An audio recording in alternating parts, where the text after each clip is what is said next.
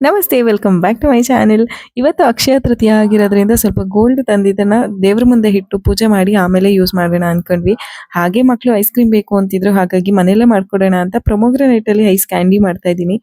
ತುಂಬಾನೇ ಈಸಿಯಾಗಿ ಮಾಡ್ಬೋದು. ಪ್ರೊಮೋಗ್ರಾನೇಟ್ ಹಾಗೆ ಸ್ವಲ್ಪ ಸಕ್ಕರೆ, ನೀರು, ನೀವು ಬೇಕಿದ್ರೆ ಬ್ರೌನ್ ಶುಗರ್ ಕೂಡ ಆಡ್ ಮಾಡ್ಕೋಬಹುದು. ಇದು 3 ಇಂಗ್ರೀಡಿಯೆಂಟ್ಸ್ ನ ಗ್ರೈಂಡ್ ಮಾಡಿ ಐಸ್ ಕ್ರೀಮ್ ಮೌಲ್ಡ್ ಅಥವಾ ಗ್ಲಾಸಸ್ ಇದ್ರೆ ಗ್ಲಾಸ್ ಅಲ್ಲಿ ಹಾಕಿ ಎತ್ತಿಟ್ರೆ ಆಯ್ತು.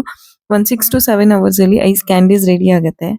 ಅದು ಕಂಪ್ಲೀಟ್ ಆಗಿ ಕ್ಯಾಂಡಿ ಆಗೋದಕ್ಕೂ ಬಿಟ್ಟಿಲ್ಲ, ಅಷ್ಟು ಬೇಗ ತಗೊಂಡು ತಿಂತಾ ಇದ್ರು ಮಕ್ಕಳು. ಸೊ ತಿಂದ್ಮೇಲೆ ಸಂಜೆ ಅಮ್ಮನ ಜೊತೆ ಹಾಲು ಕರಿಯಕ್ಕೆ ಅಂತ ತೋಟದ ಹತ್ರ ಹೋಗಿದ್ವಿ. ಹಾಗೆ ಗೋಡನ್ ಪಕ್ಕನೆ ನಮ್ಮ ಬಾವಿ ಇದೆ, ಅಲ್ಲಿ ನೀರ್ ಬಿಟ್ಟಿದ್ರು ಅಂತ ನೋಡ್ತಾ ಇದ್ವಿ. ತುಂಬಾ ಕಸ ಎಸಿತಿದ್ರು, ಹಾಗೆ ಮಕ್ಕಳು ಎಲ್ಲ ನೋಡ್ತಿದ್ರು ಅಂತ ಗ್ರಿಲ್ ಮಾಡಿಸಿದೀವಿ. ಈಗ ಮುಂಚೆ ಎಲ್ಲ ಇದೇ ಬಾವಿಯಿಂದ ನೀರ್ ಸೇದವರು ಎಲ್ಲರೂ, ಈಗ ಸ್ವಲ್ಪ ಖಾಲಿ ಆಗಿತ್ತು ಅಂತ ಕಸ ಎಸಿತಾ ಇದ್ರು. ಹಾಗೆ ಬಸವ ಜಯಂತಿ ಅಂತ ಬಸವನ್ಗೆ ಪೂಜೆ ಮಾಡಿ ನಂತರ ಮನೆಗೆ ಬಂದು ಸ್ವಲ್ಪ ಮಲ್ಗೆ ಮಗ್ಗಿತ್ತು, ಅದನ್ನೆಲ್ಲ ಬಿಡಿಸ್ಕೊಂಡು ಮಕ್ಕಳನ್ನ ಓದಿಸಿ ಈಗ ಮತ್ತೆ ಅವ್ರಿಗೆ ಏನು ಆಕ್ಟಿವಿಟಿ ಮಾಡಿಸ್ಬೋದು, ಏನು ಓದಿಸ್ಬೋದು ನೆಕ್ಸ್ಟ್ ಡೇಗೆ ಅಂತ ಪ್ರಿಪೇರ್ ಮಾಡ್ತಾ ಇದ್ದೀನಿ.